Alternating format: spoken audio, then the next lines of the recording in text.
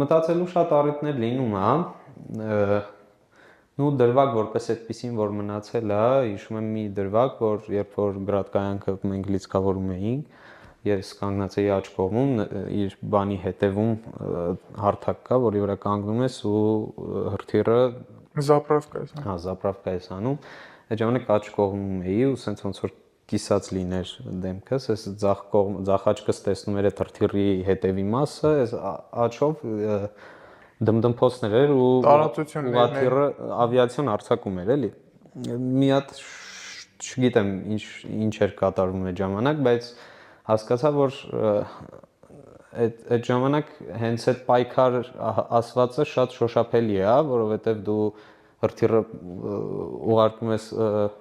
որ հետագայում կրակեն իրանց վրա, իրանք ավիացիայով գալիս են քո վրա, այդտեղ այսինքն պայքար է ու հաղթելու է ով որ ավելի արագ է կողմնորոշում։ Օրինակ, արագ կամ ավելի ուժեղ, չգիտեմ, կամ ավելի խելացի, մեզ պետք է նաև վերանայենք այդ հարցերը, ինչքան էլ հա մենք ուժեղ ենք, ինչքան էլ մենք ավելի խելացի ենք, բայց փաստի հետ հաշվի նստելը չեն կարող չնստել ու պիտի հետևություններ անենք, թե